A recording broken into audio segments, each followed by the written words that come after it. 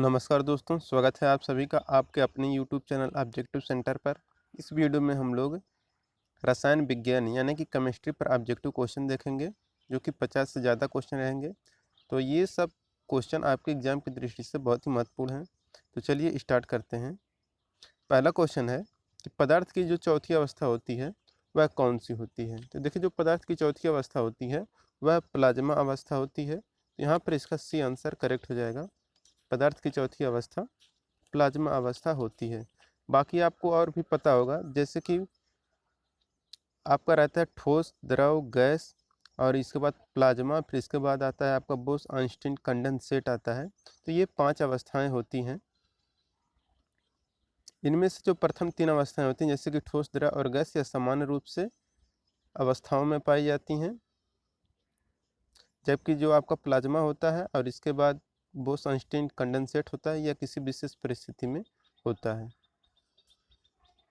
तो अब चलिए चलते हैं अगले क्वेश्चन पे। तीसरा क्वेश्चन है, किसी गैस को द्रव में बदलने के लिए सबसे सरल विधि कौन सी होती है।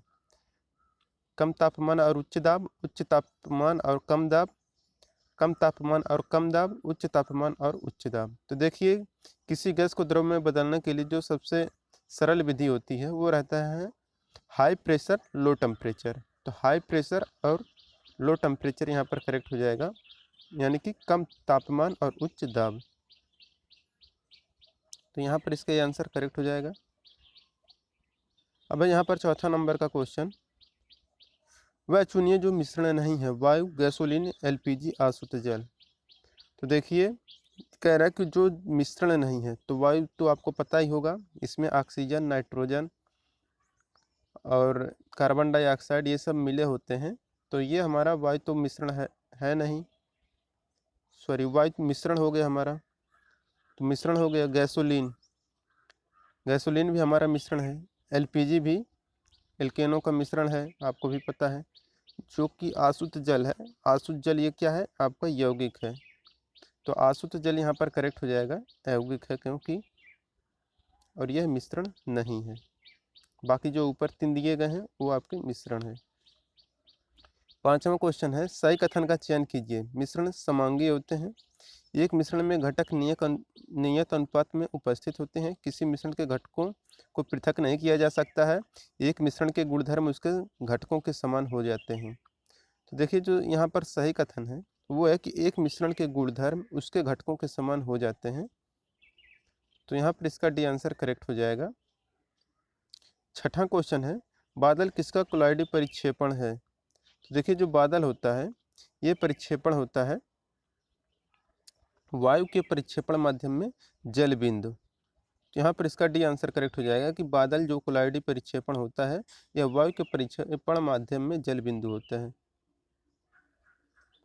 अब यहाँ पर सातवां क्वेश्चन है, निम्नलिखित में से वे कौन से कण हैं जो परमाणु केंद्रक के चारों ओर घूमते हैं और ऋणात्मक रूप से आवेशित होते हैं। Electron, proton, positron, neutron. देखिए, यहाँ पर कह रहे हैं कि परमाणु केंद्र के चारों ओर घूमते हैं और ऋणात्मक रूप से आवेशित होते हैं। तो देखिए, जिन पर ऋणावेश होता है वह हमारा इलेक्ट्रॉन होता है, और जिन पर धनावेश होता है वह हमारा प्रोटॉन होता है, और न्यूट्रॉन यह आवेशहीन होता है। तो यहाँ पर ऋणात्मक आवेश की बात किया था, तो यहाँ पर इलेक्ट्रॉन करेक्ट आंसर हो जाएगा। 7 का ए यहाँ पर करेक्ट हो गया। आठवां कह रहा है कि परमाणु न्यूक्लियस बने होते हैं। तो देखिए, जो न्यूक्लियस बने होते हैं ये क्या होते हैं कि नाभिक में रहते हैं प्रोटॉन और इसके बाद न्यूट्रॉन, ये दोनों मिलके न्यूक्लियस बनाते हैं। तो यहाँ पर 8 का क्या आंसर हो जाएगा, ऑप्शन नंबर डी। और जो इलेक्ट्रॉन रहता है ये नाभिक के बाहर चारों तरफ चक्कर लगाता है अपनी कक्षा में। उन तत्वों को क्या कहा जाता है जिनमें समान संख्या में प्रोटॉन और भिन्न संख्या में न्यूट्रॉन होते हैं। तो देखिए, जिनमें समान संख्या में प्रोटॉन हो और भिन्न संख्या में न्यूट्रॉन हो तो उससे हम लोग समस्थानिक कहते हैं। और देखिए, यहाँ पर या तो प्रोटॉन कहे या फिर आपका परमाणु क्रमांक कहे। तो प्रोटॉनों की संख्या समान रहे या परमाणु क्रमांक समान रहे और उनका जो द्रव्यमान संख्या हो वह भिन्न हो, तो वह हमारा क्या कहलाता है, सॉरी, यहाँ पर न्यूट्रॉन भिन्न हो तो वहाँ पर वह हमारा समस्थानिक कहलाता है।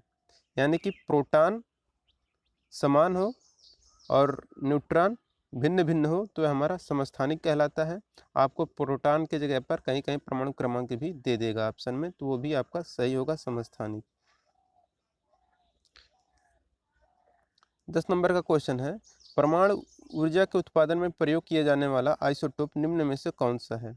तो देखिए जो आइसोटोप हम लोग यूज करते हैं परमाणु ऊर्जा के उत्पादन के लिए वह यूरेनियम 235 रहता है। यहाँ पर इसका ए आंसर करेक्ट हो जाएगा। 11 नंबर क्वेश्चन है कि परमाणु पाइल का प्रयोग कहाँ पर किया जाता है? तो देखिए जो परमाणु पाइल रहता है इसका प्रयोग हम लोग नाभिकीय विखंडन के प्रचालन में करते हैं। तो 11 का यहाँ पर बी आंसर करेक्ट हो जाएगा कि नाभिकीय विखंडन के प्रचालन में हम लोग परमाणु पाइल का प्रयोग करते हैं। 12 नंबर क्वेश्चन है कि विद्युत संयोजन बंध उपस्थित होता है साधारण लवण में, जल में, चीनी में, इन सभी में। तो जो विद्युत संयोजक बंध उपस्थित होता है यह साधारण लवण जो होता है उसमें उपस्थित होता है, मतलब NaCl की यहाँ पर बात कर रहा है।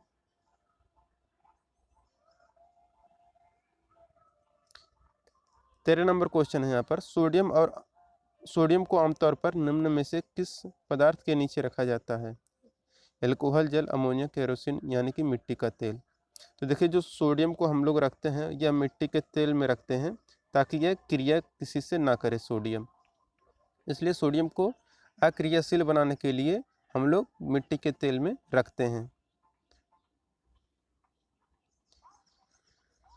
14 नंबर क्वेश्चन है कि बिजली के बल्ब में क्या भरा होता है?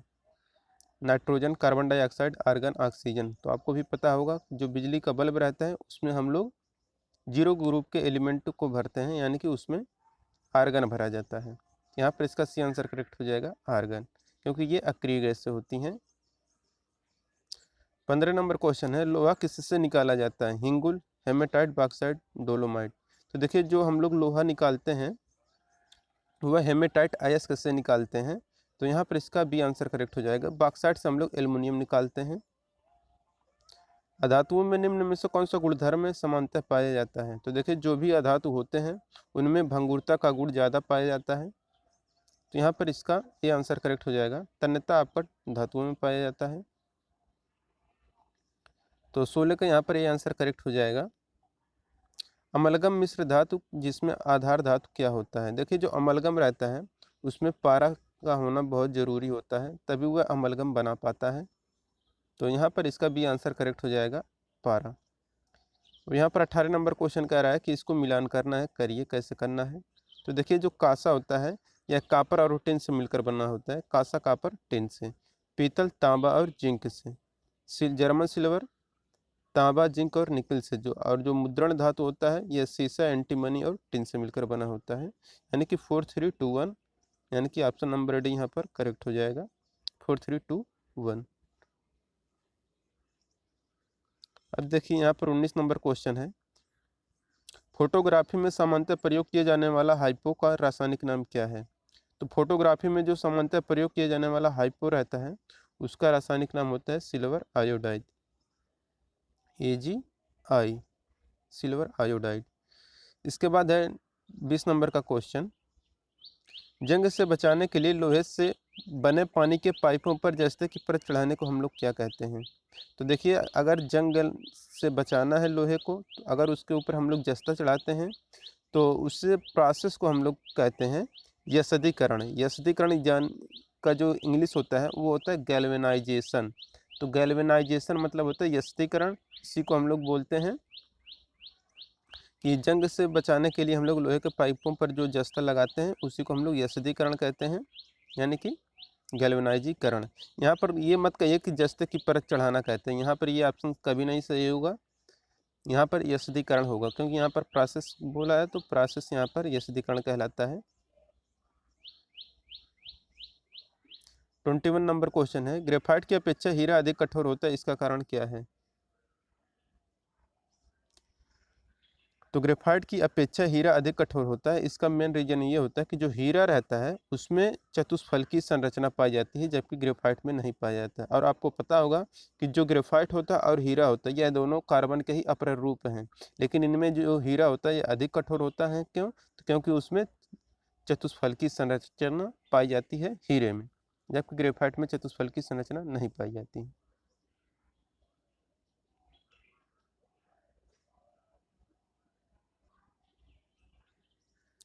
22 नंबर क्वेश्चन है, लेड पेंसिल में लेड का परसेंटेज कितना होता है। देखिए जो लेड पेंसिल रहता है उसमें जो लेड का परसेंटेज रहता है वह 0% होता है। तो 22 का यहाँ पर ए आंसर करेक्ट हो जाएगा 0%। यहाँ पर इसके नाम पर मत जाइएगा कि लेड पेंसिल है तो उसमें लेड होगा, इसमें लेड 0% होता है। 23 नंबर क्वेश्चन है, फ्लोरीन एक नया खोजा गया क्रिस्टलिक कार्बन अपर रूप है, इसके सबसे सामान्य रूप में क्या होते हैं। तो देखिए जो कार्बन का अपर रूप है फ्लोरीन, इसमें जो सामान्य रूप से होते हैं 60 कार्बन के परमाणु। तो 23 का यहाँ पर सी आंसर करेक्ट हो जाएगा, 60 कार्बन परमाणु होते हैं फ्लोरीन में। निम्न में से किसको मार्स गैस कहते हैं। तो देखिए जो मार्स गैस रहता है वह हम लोग मीथेन को बोलते हैं। तो मीथेन को हम लोग मार्स गैस के नाम से जानते हैं। मदिरा का मुख्य संघटक क्या है। मदिरा जो होता है उसका मुख्य संघटक होता है एथेनॉल, यही होता है आपका C2H5OH, यही होता है हमारा मदिरा का मुख्य संघटक। पेट्रोलियम एक मिश्रण है किसका। तो देखिए जो पेट्रोलियम मिश्रण होता है यह हाइड्रोकार्बन का मिश्रण होता है। यहाँ पर इसका सी आंसर करेक्ट हो जाएगा, पेट्रोलियम हाइड्रोकार्बन का मिश्रण है। 27 नंबर क्वेश्चन है, निम्न में से किसका प्रयोग नोदक या रॉकेटों में ईंधन के रूप में किया जा सकता है। देखिए नोदक या रॉकेटों में ईंधन के रूप में जो हम लोग प्रयोग करते हैं वो रहता है द्रव हाइड्रोजन और द्रव ऑक्सीजन। तो यहाँ पर इसका डी आंसर करेक्ट हो जाएगा, द्रव हाइड्रोजन द्रव ऑक्सीजन। निम्न में से कौन सा प्राकृतिक बहुलक है। तो देखिए जो प्राकृतिक बहुलक होता है ये हमारा सेलुलोज होता है। तो सेलुलोज यहाँ पर करेक्ट आंसर हो जाएगा, सेलुलोज एक प्राकृतिक बहुलक है। स्टेरॉयड हार्मोन क्या होते हैं। तो देखिए जो स्टेरॉयड हार्मोन होते हैं ये हमारे वसा होते हैं। तो स्टेरॉयड हार्मोन वसा होते हैं। एंजाइम क्या होते हैं, कार्बोहाइड्रेट प्रोटीन लिपिड स्टेरॉयड। तो जो एंजाइम होते हैं ये प्रायः प्रोटीन होते हैं। आरएनए में क्या अनुपस्थित होता है। अनुपस्थित की बात कर रहा है तो यहाँ पर जो रहता है वह थायमिन अनुपस्थित होता है। तो 31 का यहाँ पर सी आंसर करेक्ट हो जाएगा कि आरएनए में थायमिन जो होता है वह अनुपस्थित होता है। तो यहाँ पर इसका सी आंसर करेक्ट हो जाएगा, थायमिन। 32 नंबर क्वेश्चन है, ग्रीन हाउस प्रभाव के लिए मुख्यतः जिम्मेदार वायुमंडलीय गैस कौन सी होती है। Ozone, nitrogen, oxygen, carbon dioxide. तो ग्रीन हाउस प्रभाव के लिए जो गैस ज़्यादा जिम्मेदार होती है वायुमंडलीय गैस वो रहता है कार्बन डाइऑक्साइड। तो 32 का यहाँ पर डी आंसर करेक्ट हो जाएगा, कार्बन डाइऑक्साइड। अम्ल वर्षा वायु में किसके अधिक सांद्रण के कारण होती है। CO और CO2, CO2 और CO2, ओजोन और धूल, H2O और CO। यहाँ पर जो 33 नंबर का क्वेश्चन दिया है CO और CO2, CO2 और CO2 ये सब गलत दिया हुआ, ओजोन और धूल, H2O और CO ये गलत दिया हुआ ऑप्शन है। ये जो CO2 और CO2 दिया है इसे आप लोग ऑप्शन सही करिएगा, बट इसमें क्या होगा सल्फर के ऑक्साइड और नाइट्रोजन के ऑक्साइड, यही सब सल्फर डाइऑक्साइड और नाइट्रोजन डाइऑक्साइड यही सब क्या होते हैं कि अम्ल वर्षा कराने में सहायक होते हैं। तो यहाँ पर सल्फर डाइऑक्साइड और नाइट्रोजन डाइऑक्साइड होना चाहिए था, इससे आप लोग संशोधन कर लीजिएगा। 34 नंबर क्वेश्चन है, ओजोन परत का अवक्षय मुख्यतः किस कारण से होता है। देखिए जो ओजोन परत का अवक्षय जिस कारण से होता है वो रहता है क्लोरोफ्लोरोकार्बन। तो CFC होता है ओजोन परत के अवक्षय का मेन रीजन। और जो ये CFC ज़्यादातर यूज होता है, यह ज़्यादातर रेफ्रिजरेटरों में यूज किया जाता है, यानी कि प्रशीतक के रूप में ज़्यादा यूज किया जाता है। तो क्लोरोफ्लोरोकार्बन अधिकतर कहाँ इस्तेमाल किया जाता है। तो यहाँ पर देखिए वही क्वेश्चन आ गया, तो रेफ्रिजरेटर यानी कि प्रशीतकों में हम लोग ज़्यादा इस्तेमाल करते हैं CFC का। तो 35 का यहाँ पर डी आंसर करेक्ट हो जाएगा। जल का BOD मान क्या बताता है। तो देखिए जो BOD फुल फॉर्म होता है बायोलॉजिकल ऑक्सीजन डिमांड। तो जल का बायोलॉजिकल ऑक्सीजन डिमांड मान क्या बताता है। तो देखिए ये जो रहता है ये जैविक रासायनिक ऑक्सीकरण के लिए प्रयुक्त ऑक्सीजन की मात्रा को बताता है। तो 36 का यहाँ पर बी आंसर करेक्ट हो जाएगा, BOD biological oxygen demand. 37 number question है, तीव्र सीसा विषाक्तन को क्या कहा जाता है। तो तीव्र सीसा विषाक्तन को हम लोग कहते हैं प्लम्बिज तो प्लम्बिज में सही यहाँ पर आंसर हो जाएगा ऑप्शन नंबर बी। नींबू के रस में पीएच का अनुपात कितना होता है? तो देखिए नींबू के रस का जो पीएच मान होता है वह 7 से कम होता है। क्यों? क्योंकि नींबू आपको पता है खट्टा होता है, जो खट्टा होता है वह 7 से कम उसका पीएच मान होता है। दोस्तों अगर आपको पीएच मान पर क्वेश्चन देखना है तो लिंक आपको डिस्क्रिप्शन बॉक्स में दिया गया है, जो कि आपको एग्जाम में अक्सर पूछा करता है, जैसे कि हो गया सिरके का, नींबू का, दूध का, मूत्र का, इन सब का अगर पीएच मान देखना है तो लिंक आपको डिस्क्रिप्शन बॉक्स में दिया गया है, वहाँ से आप लोग देख सकते हैं। 39 नंबर क्वेश्चन है, कपड़ों तथा बर्तनों को साफ करने के लिए प्रयुक्त डिटर्जेंट में क्या होता है? तो कपड़ों तथा बर्तनों को साफ करने के लिए प्रयुक्त डिटर्जेंट में सल्फोनेटो रहता है।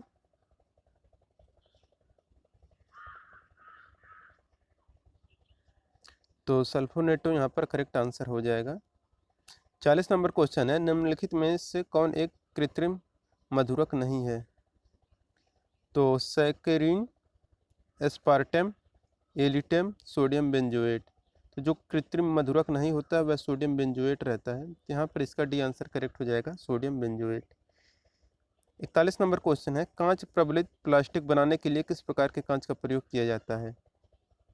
पायरेक्स कांच, फ्लिंट कांच, क्वार्ट्ज कांच, रेसा कांच। तो कांच प्रबलित प्लास्टिक अगर आपको बनाना है तो हम लोग जो कांच यूज करते हैं वह रेसा कांच रहता है। यहाँ पर इसका डी आंसर करेक्ट हो जाएगा, रेसा कांच। 42 नंबर क्वेश्चन है, निम्न में से कौन एक उर्वरक है? तो जो उर्वरक है वह हमारा यूरिया रहता है, आपको भी पता होगा, जो कि आपका खेत में छोड़ा जाता है। और इसके बाद यहाँ पर 43 नंबर का क्वेश्चन है, सीमेंट बनाने के लिए किसके मिश्रण को खूब तप्त किया जाता है? चूना पत्थर और ग्रेफाइट, चूना पत्थर और मृत्तिका, चाक और ग्रेफाइट, मृत्तिका और ग्रेफाइट। तो सीमेंट बनाने के लिए जिसके मिश्रण को हम लोग खूब तप्त करते हैं वो रहता है चूना पत्थर और मृत्तिका। वल्कनीकरण प्रक्रिया के दौरान निम्न में से किस पदार्थ को मिलाने से रबर को कठोर बनाया जा सकता है? तो देखिए वल्कनीकरण प्रोसेस जो होता है, यानी कि वल्कनाइजेशन प्रोसेस में हम लोग सल्फर का यूज करते हैं। तो यहाँ पर इसका सी आंसर करेक्ट हो जाएगा, यस, यानी कि सल्फर। 45 नंबर क्वेश्चन है, बैकेलाइट, फिनाल तथा अन्य किसका सहबहुलक है? तो बैकेलाइट रहे या फिनाल रहे, ये जो सहबहुलक होते हैं ये रहते हैं फार्मेल्डिहाइड के। तो फार्मेल्डिहाइड जो होता है वह HCHO रहता है, इसका रासायनिक सूत्र है ये HCHO, formaldehyde.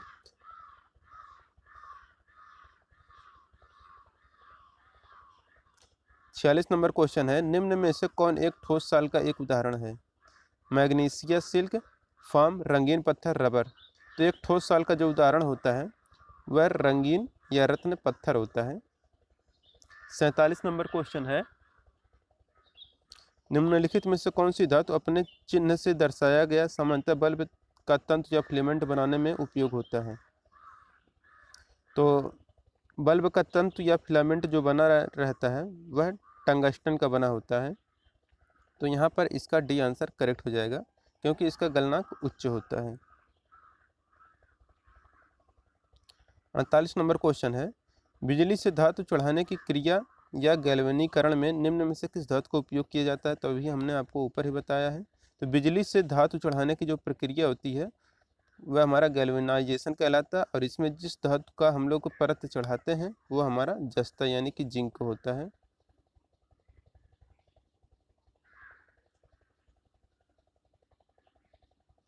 Forty 49 number question है, सूखी बर्फ या ड्राई आइस क्या है? तो ड्राई आइस यानी सूखी बर्फ जो होती है वह हम लोग ठोस कार्बन डाइऑक्साइड को बोलते हैं। तो ठोस carbon dioxide option number A दिख रहा है, तो हमारा ऑप्शन नंबर ए सही हो जाएगा। 50 नंबर क्वेश्चन है, कौन गैस पृथ्वी से दीर्घ तरंग अवरक्त विकिरण अवशोषित करती है और पुनः पृथ्वी की ओर उत्सर्जित करती है? तो वो रहता है हमारा ग्रीन हाउस गैस जो रहता है वह पृथ्वी से दीर्घ तरंग अवरक्त विकिरण अवशोषित करती है और पुनः पृथ्वी की ओर उत्सर्जित कर देती है। तो ग्रीन हाउस यहाँ पर करेक्ट आंसर हो जाएगा।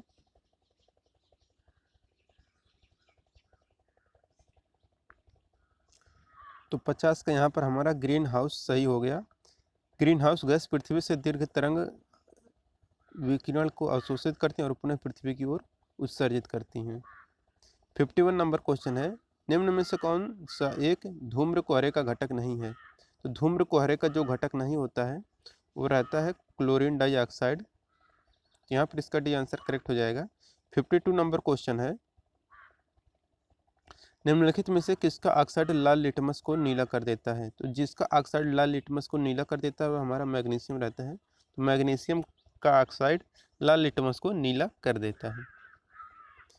53 नंबर क्वेश्चन है, पीईटी एक बहुत सुपरिचित प्रकार का क्या है? इसका उपयोग बोतल बनाने के लिए करते हैं। देखिए, जो बोतल बनाने के लिए कह रहे हैं, तो बोतल बनाने के लिए हम लोग पॉलीएस्टर का प्रयोग करते हैं। यहाँ पर इसका सी आंसर करेक्ट हो जाएगा, पॉलीएस्टर। 54 नंबर क्वेश्चन है, अक्रिय गैस होती है जल में मिश्रणीय स्थिर रासायनिक रूप से अक्रियाशील रासायनिक रूप से क्रियाशील। तो अक्रिय गैस जो होती है रासायनिक रूप से अक्रियाशील होती है। तो यहाँ पर इसका सी आंसर करेक्ट हो जाएगा।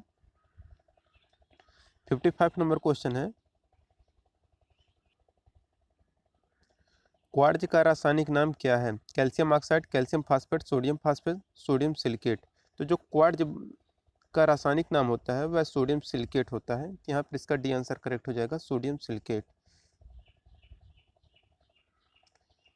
56 नंबर क्वेश्चन है, अग्निशमन के लिए हम लोग किसका प्रयोग करते हैं? तो देखिए, अग्निशमन के लिए हम लोग कार्बन डाइऑक्साइड यानी कि CO2 का प्रयोग करते हैं अग्निशमन में।